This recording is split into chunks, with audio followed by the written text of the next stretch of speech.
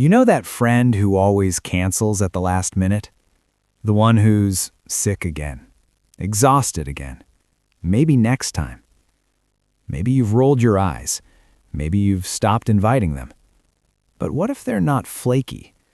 What if they're protecting something most people don't even realize is fragile? Energy.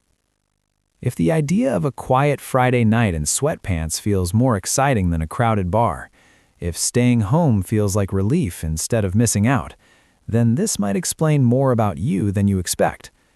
Because today we're not talking about laziness. We're not talking about social awkwardness. We're talking about wiring. There's a narrative society pushes hard. Go out, be seen, stay busy, document everything. If you're not exhausted from living loudly, are you even living? But here's the core truth psychology keeps circling back to. Extroverts gain energy from stimulation, noise, conversation, movement, unpredictability. Their nervous systems light up in social buzz. Introverts and people who genuinely thrive at home work differently. For them, every interaction, even the good ones, draws from a finite battery. Dinner with friends? Fun. Office small talk? Manageable. A party with music and strangers? Possible. But afterward, they don't feel energized. They feel depleted. And that's not drama, it's biology. This connects directly to something called optimal arousal theory. Every human nervous system has a sweet spot for stimulation. Some people need high input to feel alive. They chase novelty, crowds, movement. Others function best at lower stimulation levels. They feel sharp, calm, and creative when the noise drops. It's not about courage. It's not about insecurity. It's calibration. Imagine two people standing in the same room. One feels excited. The other feels overstimulated.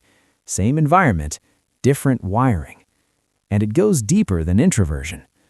Home represents control. Outside, variables multiply.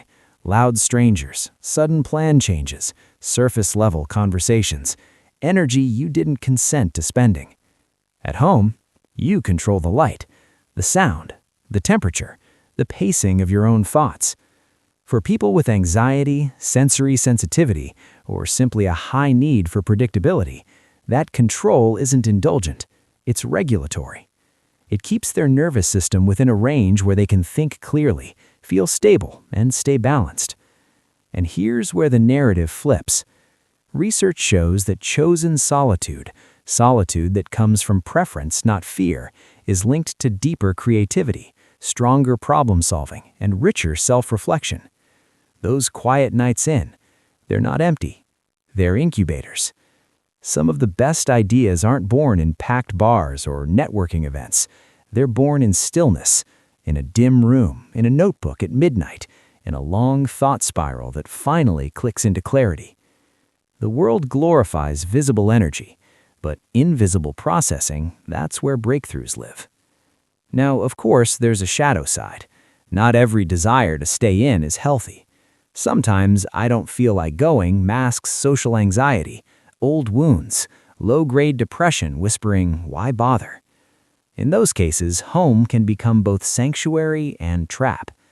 The key question isn't do you stay in? It's after you stay in, do you feel restored or smaller? Do you feel peaceful or avoidant? One path leads to genuine alignment, the other to quiet withdrawal. But for those who truly thrive at home, they're not missing life, they're curating it. Joy hides in details the rest of the world rushes past. The perfect morning coffee ritual, that one spot on the couch molded to your shape, golden hour light spilling across the floor, rewatching something familiar not because it's new, but because it feels safe.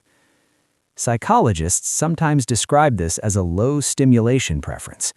These individuals don't rely on external fireworks to feel alive. Their internal landscape is vivid enough. They don't need spectacle. They need substance. So if you routinely decline invitations without guilt, if you savor solo weekends without FOMO, if your idea of a perfect night involves comfort food, a favorite show, and zero obligation, you're not antisocial. You're not boring. You're not wasting your youth. You're operating in alignment with your nervous system. You prefer calm over chaos, depth over noise, authenticity over performance. And in a culture that equates visibility with value, that's quietly radical. So, what about you? Do you recharge at home, or do you think we're all just dressing up comfort zones with psychology terms? Drop your perspective below.